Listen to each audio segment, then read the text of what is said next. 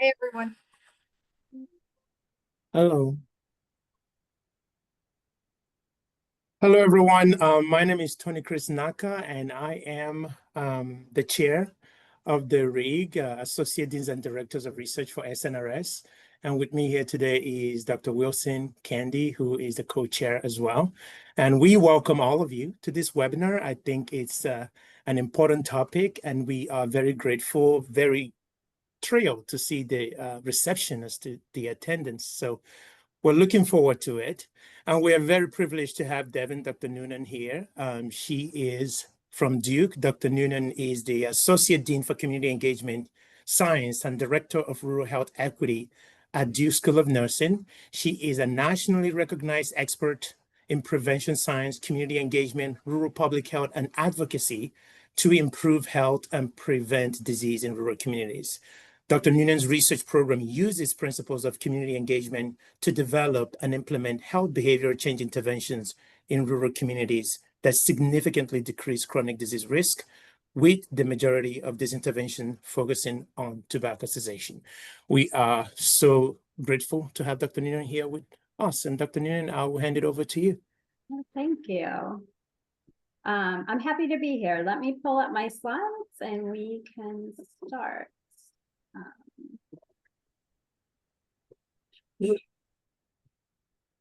Right. Looks like it. Can you see it yet? There you go. There you go. Okay. Yes, we can now. Oops. Let me just put it on presenter mode. Yeah.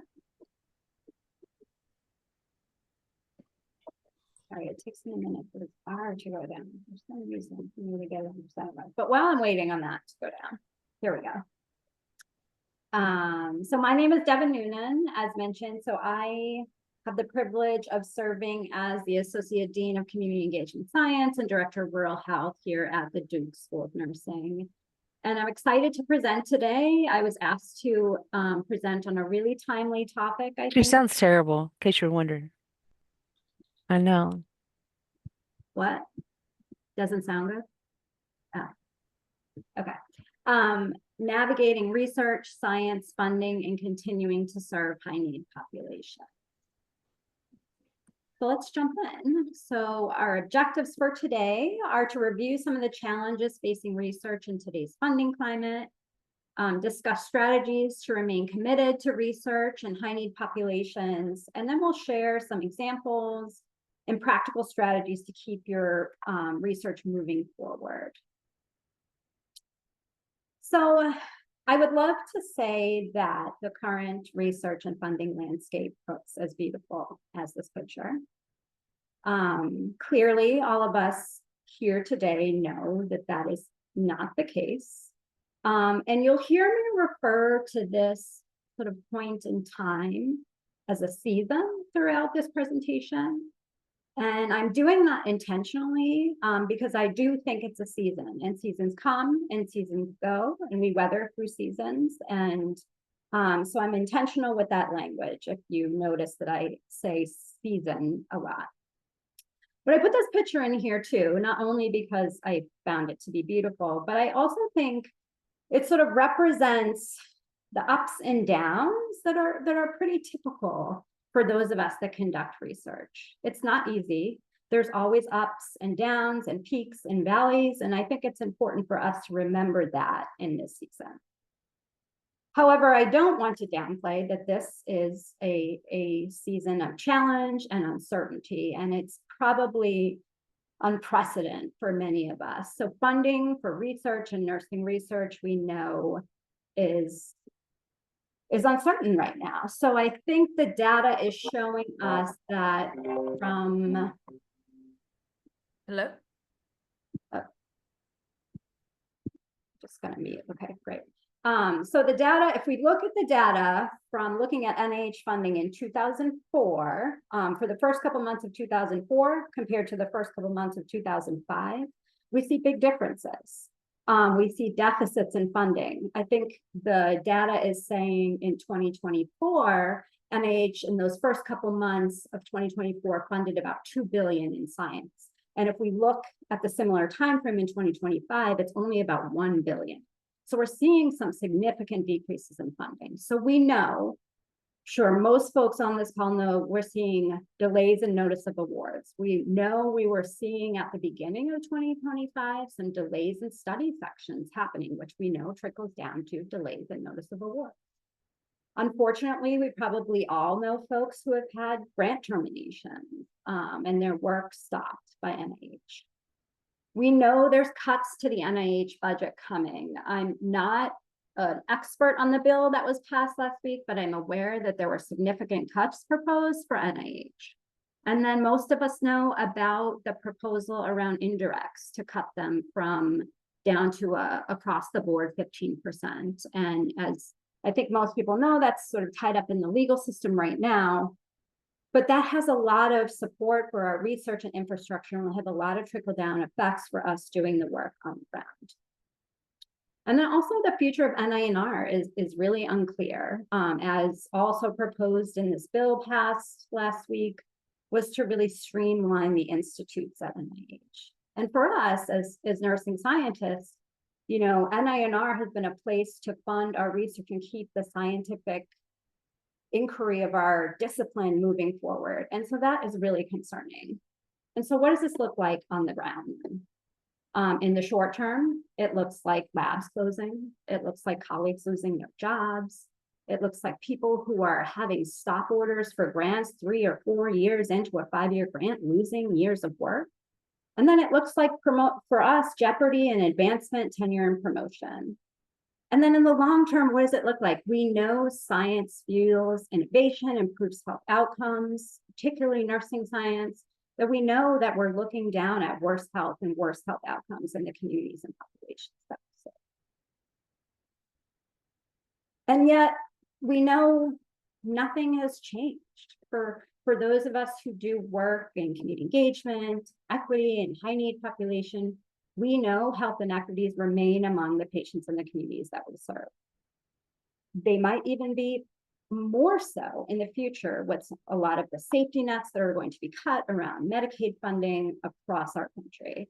We know there are documented differences in health and healthcare outcomes, depending on race and ethnicity, where someone lives, socioeconomic status.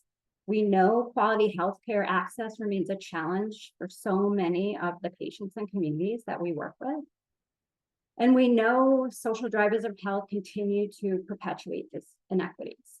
We also know that nursing science has made lots of gains in these spaces. We know science from nurses have improved healthcare access and quality of care in communities and the patients we serve. We know nurses have developed innovative models to address social drivers of health and how they relate to health and health outcomes. And it's scary to think that without these innovations, what this means for the communities that we work with and for. So before I want to give a balance. I've been very deficit focused so far, but I also just want to comment on that for many of us doing this work, challenges in research are inherent in doing it. We know, you know, especially many of us who do, like myself, community engaged work, there are barriers to doing this work. There are institutional challenges, pressure for quick results, limited resources for this type of work. And then I'm sort of paraphrasing a wonderful trainee I've had that's now a colleague, the balance of balancing rigorous science and real world relevance.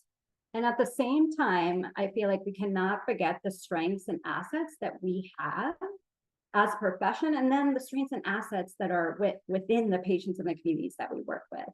But in terms of nursing, we've been mainstays in communities. We are one of the most trusted professions.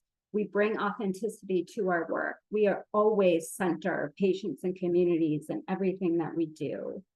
And nurses, no matter where you're practicing, sort of across your training or scope of practice, we're flexible. We've always been flexible. We've always found ways to get the work done. And so I think that's important to remember in this season as well. So today, what we're really going to spend some time talking about and discussing is about, so what can you do? So we are in a really challenging environment. We're in a uncertain environment. And one of the things that I've been challenging myself to do recently is to think about the things that I can control, because there's so much that we cannot control in this environment. And some of those things come down to what we do and how we react and how we sort of move forward. And so I want to talk about specifically about ways to continue to move your science forward in this sort of season of uncertainty. And some of the sort of two pieces that I think are really critical to this season, they may seem pretty simple and straightforward, but sometimes it's sort of the simple and straightforward things that we forget about, the impact they can have. And so the first is thinking about diversifying funding, your funding stream. And so we're going to talk about that and what that looks like in this season. And the second one is around collaboration, and then, but more strategic collaboration for impact. So let's jump into these. So the first thing I want to talk about is diversifying your funding sources. And so this isn't new. I mean, this is something that I think we have been talking about for a while. That's something that is necessary that we do. I think this season is giving us a real catalyst to really think hard about what funding sources do we pursue and what funding sources do we need to pursue to move our work forward, as that is the goal, to move our work forward. So in my opinion, for those where there is a fit, and we'll talk about maybe, you know, in another slide when there's not a fit, but if your work fits with NIH, in my opinion, I think we need to continue to pursue NIH funding that fits. I have to think that soon things will open up more within the NIH and more RFAs will be coming out, and we need to stay on top of that and keep up with what they are funding and how and if this fits our work. So foundations are going to be really important as well. And I think many of us are very familiar with foundations, but we're going to talk about this in another slide about being strategic about the foundations that we are applying for. So start thinking about philanthropy. And this is a newer one for me too. So how do we align with the strategic initiatives at our school, at our universities? And how do we work with our development and our office to think about how can we position our work to be appealing to donors? And so if you have not met with your development office about this, this is something you might want to think about in the near future. Private sector partnerships, again, those are probably not new, or, you know, most people have heard of some industry funding, some tech company funding. So thinking about how your work fits in with that. And then finally, I think it's really important to remember internal funding sources. So if the goal is to continue to move your work forward, internal funding can be a great mechanism for that. I also think it's important to remember, if you are lucky enough to have some, for those of us on research lines have some startup funding, has some discretionary funding. I think many times we hold on to this funding thinking that we may need it in the future for something, but think about in this season, how can you leverage some of that funding strategically to move your work forward? So I think it's important to sort of talk about this. So when NIH funding is not possible. So for some, NIH funding is just not going to be possible in this season. So again, really important to think about those other sources and where you can fit in. But two other things that I put a plug in for would be look for bridge programs. So many universities are spinning up bridge programs. I can tell you at Duke, we're starting to spin up these programs where the funding is specifically for people who have had grant terminated, who do not fit with sort of the new administration's goals and objectives. And then for people who need to sort of pivot or turn their work, it's money to sort of start them on that path. It is also really important that you learn the policies at your university should you have a grant terminated. What sort of supports are available for you? Is there bridge funding that you can use for staff and so on? So staying up with these policies and procedures would be really important.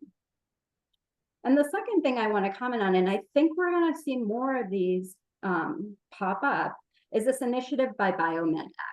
So it's a fast track initiative designed to support US-based biomedical research impacted by NIH funding termination and cuts. So basically this company has said, we want to fund the work that NIH will no longer fund, the grants that NIH has terminated. So take a look at that. The link should work there. And I think we're going to see more of this in the future. So just keeping up to date where possible, what are the sort of resources you can tap into? So let's sort of dig a little deeper into foundation. So I think many of us probably on this Zoom have had experience applying to foundations. There are many foundations that continue to focus on high-need populations, on equity. Two here that I've listed, the William T. Foundation was actually a new foundation that I learned of recently. It's a great organization that focuses on youth. It focuses on health equity. It has a focus on mental health. They have some sizable grants, around 600,000, I think is one of their larger grants. And what I love about this foundation is they really prioritize academic practice partnerships. So it's a requirement that you have a model to engage community or a clinic and put together a practice partnership that is carried through the project. They also are really focused on translation and translating your work for translating, your work for policy impact, which I think is spectacular. So if you have not heard of this foundation, I definitely would encourage you to take a look if it fits with your work. And then I think most of us have heard about the Robert Wood Johnson Foundation. But what I really want to focus on here is to be strategic about foundations. So I think we probably all have heard the traffic at foundations has increased substantially because most folks are thinking about diversifying their funding sources. So it's imperative that you're strategic about the foundations that you apply for, that they fit, the work that you're doing. So, and writing grants for foundations is different than writing NIH grants. So if you're not going to have the best luck just taking an NIH proposal that doesn't fit on NIH anymore and taking the same thing and submitting it to a foundation. One of the things I would strongly suggest if you're going to engage a foundation in funding is to leverage your development, your foundation relations, offices at your universities. They know how to write these grants and to write to the priorities of the funders. And many times what you'll find is that they already have relationships with many of these foundations and relationships with foundations that you might not be aware of and can help you craft a really strong application. So here's a couple examples of other funding ideas. So I've seen recently some work people are doing around crowdsourcing and funding. And they're, I think before you embark on an endeavor like this, you definitely want to check in with your university and the rules and regulations around this. But I recently had a colleague in California who had a lab that they started a GoFundMe campaign. And they were able to get some funders to match some of the donations. It was a really innovative way to sort of keep their center up and running. So many people have probably heard of GoFundMe or Kickstarter. So things to look into. And then again, I do want to stress the importance of internal funds. And, I know many, unfortunately, at our universities, some of these are going away, but some of them will remain. So look broadly at your university. Approach your university with ideas, meaning that if I can put up some of my startup funds, could you match a percentage of that to increase the amount of work I can do and the impact of that work? And then think strategically about if you have a colleague and you both have a very similar line of research, can you combine startup funds or discretionary funds to increase the amount of work that you can do? And then for those who have not sort of looked into state funding, and I'll say, states are in a similar position that we all are in dealing with funding cuts, but many times states have, especially Health and Human Services Office, have lines of funding and projects that are going on that you may be able to contribute to, meaning that what I find is we all have sort of the same goal. So how can we synergize around this goal? And what can you bring as the value added, potentially around evaluation, thinking about innovative models of nursing, practice, and research. All right, so I hear a lot, so but how do I find these funding opportunities? So I gave you a couple examples here of search engines to identify funding opportunities. And I mean, just looking in Google, you can find a massive list of search engines. I liked these three. I imagine some folks have heard of GrantWatch. The thing I will say about these is that they have a free component and then they have a subscription component. And the free component is limited in what you can look for, but it's a start and you can see if there's benefit. The subscriptions are pretty reasonably priced if you decide to go that way. What I like about these engines is they're things that pop up in this that I normally would not cross my email. So take a look at that and see if you think that would be helpful for you. Again, I can't stress enough to use your resources at the university that you're at. So if your university has a clinical and translational science institute, many times they will catalog research opportunities and send them out. So do keep tabs on that. Many times university libraries will also have some of this information. So use the resources that you have to identify funding opportunities. So I think the goal here is incremental gains. So what we want to avoid in this season is completely stopping the work that we're doing. We may need to redefine success, but I think any way you can move your work forward with any of these funding mechanisms is forward movement. And I had a wonderful colleague. We had a graduation of our fellows a couple weeks ago. And I'm paraphrasing him because I found it a really sort of hopeful message to our trainees, saying that, forward is forward, just move your work forward in any way you can during the season, because it is the season, as I've said. And when the fountains open up again, if you've been incrementally moving your work forward, you will be ready to drink from the fountain. All right, so let's talk about the second strategy then and thinking about moving our work forward. So collaboration. And again, collaboration is something we do as scientists. This is not new, but I think we need to think a little bit more strategically and outside the box about it during this season. And so I can say for myself, and maybe many of you resonate with this, sometimes, when you're sort of in the day-to-day of doing research, it can get lonely. And I know for me, when I am with my research team, when I'm with my community partners, when I'm with colleagues that share similar research ideas and they're wise as me, I get really invigorated and excited and sort of renewed about the work I'm doing. And I love how collaboration does that for me. And I hope that, it can do it for you too. But I also think, as I mentioned, we can be strategic about the collaboration to work together to move forward in this season. So I think we are better together. So really make sure you're connecting with like-minded colleagues. So think really broadly here. In your school, who are the folks doing similar work as you?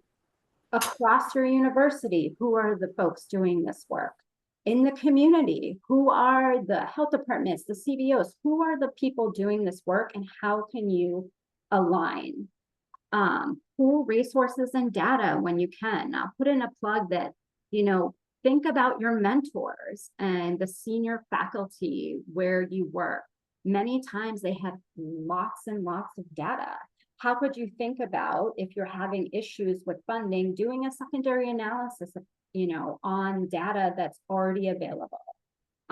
Very little funding is needed for that, and that could be preliminary data for a grant, a foundation grant, or an industry partnership going forward.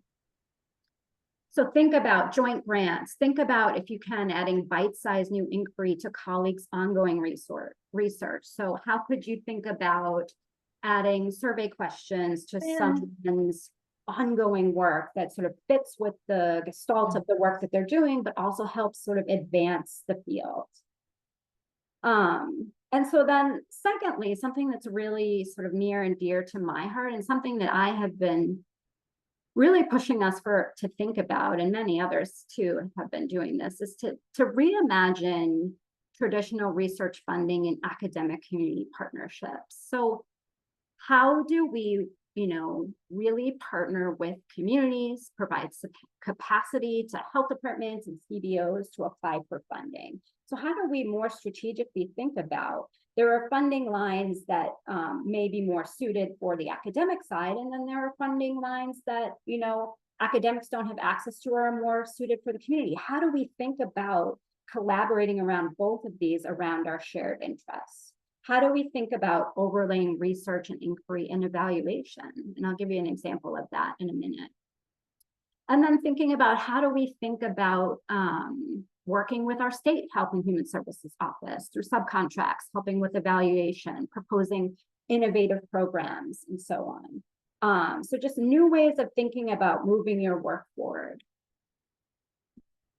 So as an example, I sort of wanted to give you an example of this overlaying research and inquiry with evaluation. So I have had the privilege of working with a health department, a rural health department, through an academic health department model or collaboration for about the past 8 years. Health department's about 45 miles from Duke, and it's a longitudinal relationship that has been developed over the years. And it started based on, again, like shared mutual interests around chronic disease prevention, and has grown over time. And what we do in this model is, again, strategically think about funding and programming that we can do together. And so when I think about moving my own work forward, collectively with the health department, I'll give you an example. So we wrote together, the health department, a HRSA grant on substance use prevention. And so we're doing a lot of programming in the community around substance use prevention. And one of the prevention programs we're doing in the schools is around tobacco prevention. As mentioned, a lot of the work I do is around tobacco prevention. So a hat that I help with is around evaluation. So how do we evaluate these programs?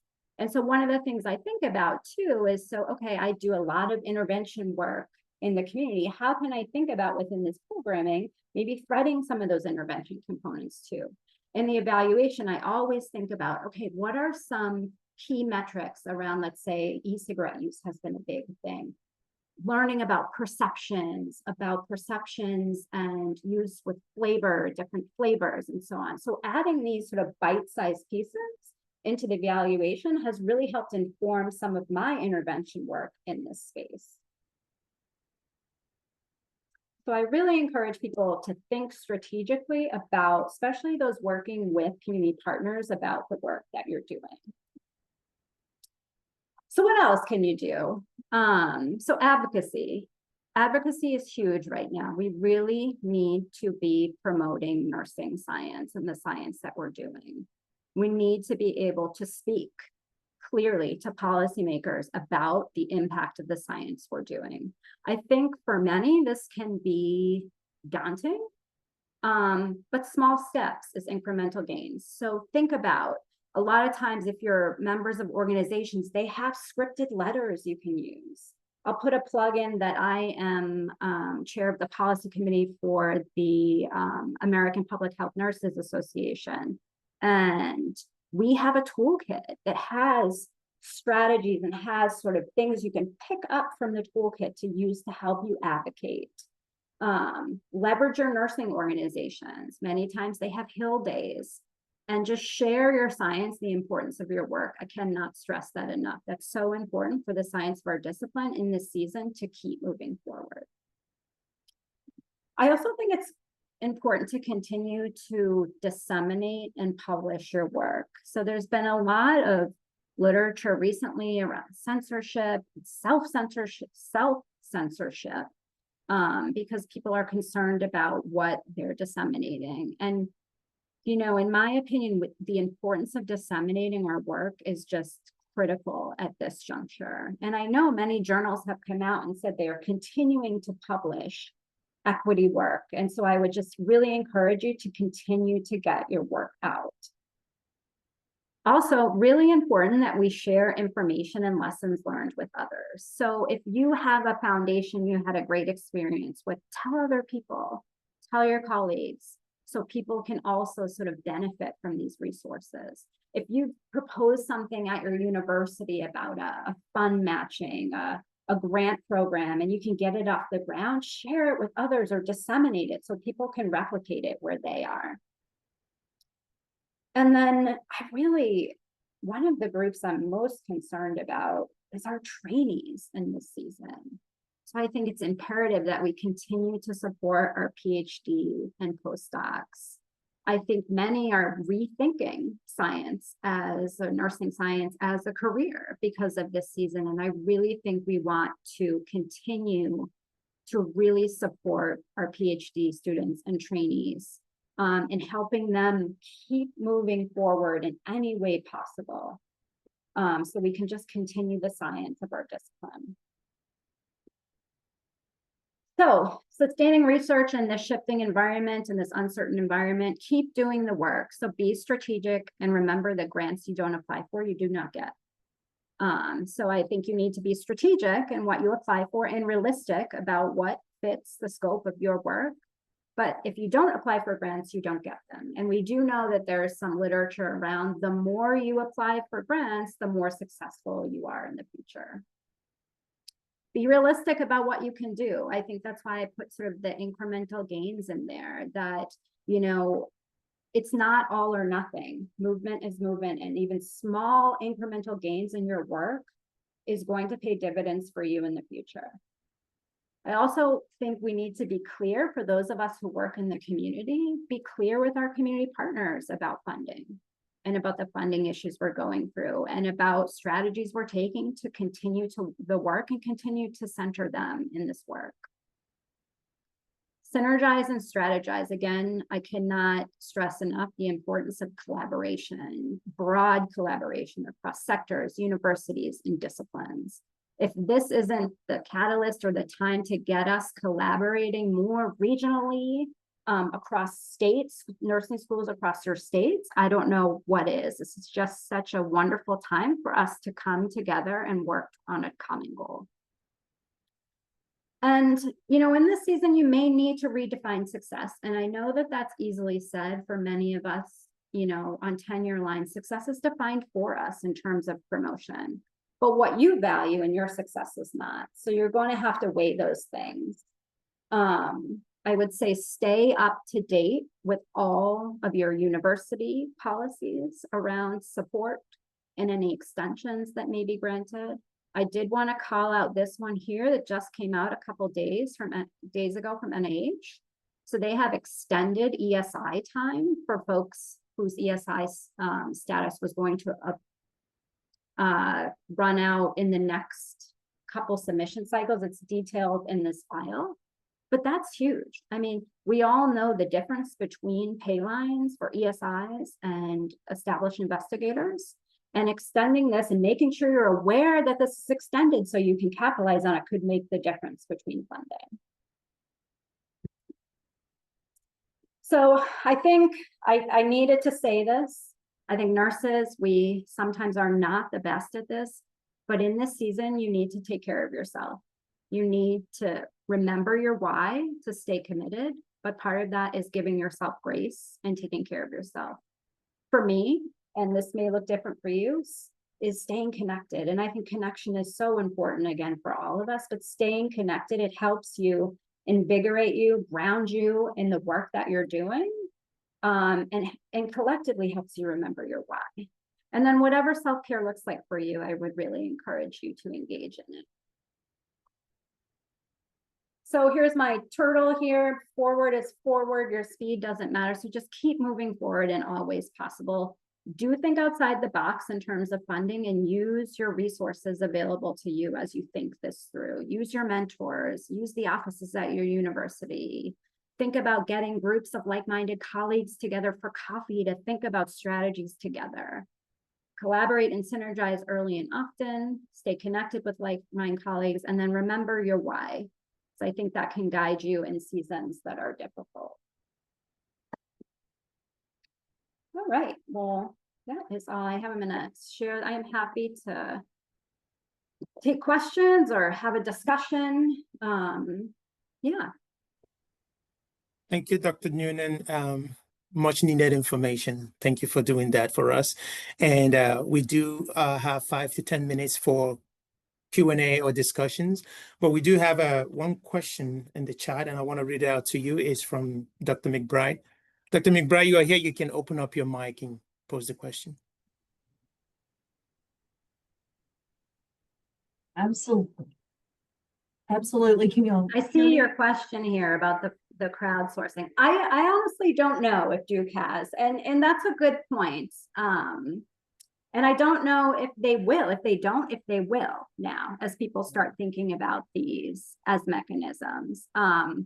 My colleague that used it to have some matching type mechanisms in place, but that's a good point. I guess I didn't think about that. It is a little bit edgy, and you would have to be careful in using it. And definitely, as I said, no one should just crowdsource on their own. This should be reviewed by IRB and university procedures and so on. So, Well, interestingly, and by the way, that was excellent presentation. Thank you so much. This is the second time the GoFundMe came up. It was an R&D kind of project, but it had research. They were looking at funding from grant funding and trying to fund the R&D concept with some software and app development. And so I kind of, whenever they said GoFundMe, some of those things on Facebook and all, there's scammers out there with GoFundMe. So I think we need some guidelines and maybe some sort of a scientific GoFundMe mechanism that has some ethical guidelines or something like that might be a good idea, where it's not just the general GoFundMe that scammers are using too. It's just a thought. I don't know even what that would look like, but as soon as you presented that, I'm typing to my, head of research.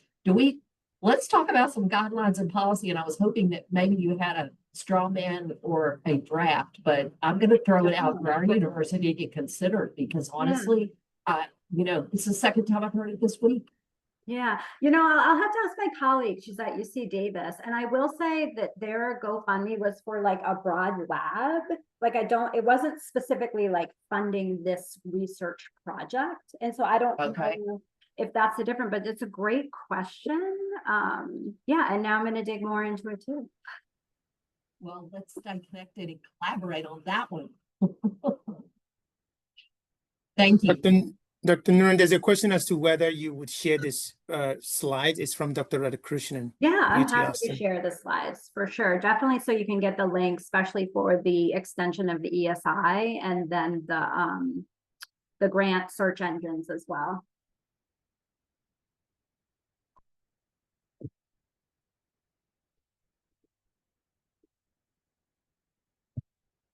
I guess I'd put in a plug for SNRS too, and some of the RIIGs as a way to sort of think about collaboratively about science. Again, sort of a great way, a great infrastructure to tap into in terms of collaboration.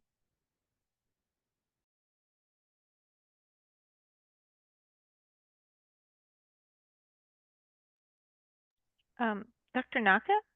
Yes. Is there a way that we could share this very important and timely information to our tenured and tenure track colleagues? I think this is so important. And I was just wondering if we're open, to doing that. Yes, Dr. Augusta, I believe I'll talk to KCNC because this is supposed to be SNRS member only, but definitely will be shared across the SNRS general body. Oh, perfect. Right? Okay. I'll follow up on that. Thank you so much. Thank you. Thank you. Dr. Wilson, I think you have your hands up first. Oh, thank you. Dr. Noonan, thank you again for your great presentation.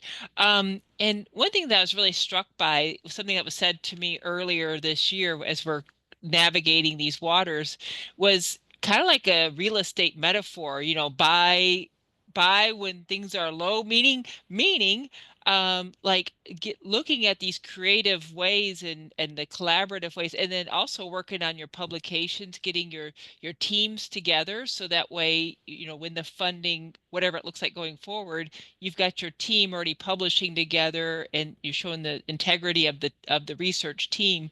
So I think that the creative funding, along with just thinking about being strategic as a researcher during this interesting time as well. Yeah, that's a good point to think about. Like I can't stress enough the publishing, and that's as a way to move your work forward. But even thinking about too, large data sets that are free and accessible, like how can you leverage those again to move your work forward? I think I see a hand. I think it's Flo, and she is a long lost colleague and fellow student of mine, not student of mine. We were students together at UVA. Hey, Devin, it's nice to see you and to see how successful you've been. My question is that, some schools provide travel funds for dissemination or for personal development. And I'm wondering, have you heard of any schools replacing those travel funds with research funds for small research internal programming? So I know lots of schools will have internal funding for research, but it's competitive. So I'm talking more about a non-competitive method for internal funding in the same vein as travel funds for dissemination. Yeah. I have not heard about that, but it's an interesting thing to think about trying. Meaning, because I can say I know a lot of universities have sort of cracked down on travel in general, meaning that we're very limited in the travel we can do. Although I want to balance that with, I do think it's still important that we disseminate at scientific conferences. But if you can find other ways to do that, could you make a proposal to your university about this? I have not heard of maybe non-competitive funds for research that are openly available, but that's not to say that it's a good idea to propose. I think what I'm getting at, Devin, is that, at least at the university I'm at, we have research time worked into our work assignments. Mm-hmm. So what I'm saying is that in addition to that, instead of maybe I get to pick that I want to have money for research that year versus money for travel that year for dissemination, so that you can still move forward with a career trajectory for people that are early career or mid-career. I think that's what I was trying to get at. And I haven't heard of it either. It's just something that I thought of. Yeah, I like it. Thanks, Devin. Yeah, thanks, Bob. We'll have a few more minutes for questions. I think Angeline. Yes, I have a question, but I can't see the option to raise my hand. So I'm a PhD candidate and I'm in my final year. And I know a lot of my cohort members are kind of hesitant to even get into academia with this climate. So then it's like, I'm just curious as if universities are reconsidering how they're measuring productivity. Because I know grantsmanships is really important. So just to prevent students from even pursuing some type of tenure track or teaching. Yeah, well, thank you for that comment. I'm not aware, and other people write in the chat, that universities have changed promotion criteria yet. Do I think there could be extensions and things like that? Potentially, just because I do think universities are aware of the season and the difficulty in getting funding. So I think it's an important, if that comes to fruition, like we saw that with COVID, where people got extensions on tenure clocks and things like that. It will be important to message that to our students about sort of the resources that are available. I would say again, I think this is a a season. So as a student, if you can sort of keep moving forward, that I do think things this season will change. And as I said, the fountains will eventually open. With that said, I know some people are deterred from academia, and I would say just, you know, and I even look at my own work that's very partnered with health departments and communities. There are ways to continue doing science in the community and then transitioning back to academia as well, in other avenues. So, I mean, that's something you could think about as well. Oh, someone says we have modified our tenure and promotion criteria. That's great. I think we're going to see that. Thank you. This was a very good webinar, and it's giving me ideas of how to still do the work, but maybe change it. Good. Awesome. Well, email me if I can help. And good luck in your studies. Thank you so much, everyone. Dr. McBride, do you have a question? I think we take two more questions. I actually have a comment on our budding scholar. You know, there's a saying entrepreneurs always put out there, where there's chaos, there's opportunity. And I think some of the message that I heard was, you know, be innovative, be creative, think differently than we've traditionally thought in academia. And you know what? Academia is pretty slow. And so you know, it gives us an opportunity to actually have some freedom around who would have thought we'd think about GoFundMe. And I'm like, okay, well, second time this week, there's something there. So, you know, I think it can be discouraging, but we can, especially young scholars, man, look at the opportunity, because you're not constrained by our bricks and mortar and traditions anymore. Not right now. Go do it. You know, figure out a way. And it gives us some freedom, I think. Thank you. Ansley? Hi there, everybody. I'm Ansley Stample. I'm the Associate Dean of Research for the College of Nursing at University of Tennessee Health Science Center. And I wanted to just share with the group that I did write a letter for a faculty member that was going up for tenure, and her grant funding was terminated. Part of her grant funding was terminated as a result of the NIH changes. And so I just wrote a letter so that the external reviewers understood that she had competed successfully for multiple R01s, but unfortunately, because of the nature of that research, that line of questioning had been terminated. And so I just wanted to share that option if you have faculty members going through that. We at University of Tennessee Health Science Center are also looking at our promotion and tenure requirements and offering a 1-year tenure clock extension to those that were affected in this way. But that particular individual did not feel that she needed to wait a full another year. And so I wrote that letter just to help short for the external reviewers really what happened in that situation. It wasn't the result of misconduct or any lack of progress, anything like that. Thank you for sharing that. That's really helpful. Well, thank you everyone for the engagement and attendance, and Dr. Noonan, so grateful for the insights and all the valuable feedback that we received in the discussion. This will be shared with the SNRS general member, and we will see if it could be shared further for broader captives. For our next presentation, it will be on September 11. It will be a webinar that will be promoted via SNRS. The topic would be from R21 to R01, Insights, Tips for Success, and Lesson Learned. And that will be presented by Dr. Kavita Krishnan, Professor and Associate Dean of Research at the University of Texas School of Nursing. And we would encourage every one of us to attend as well.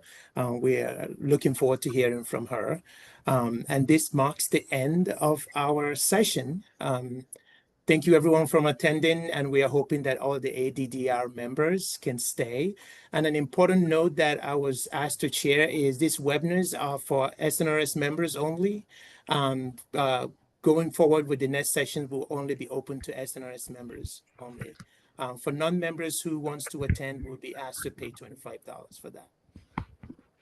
Thank you, everyone.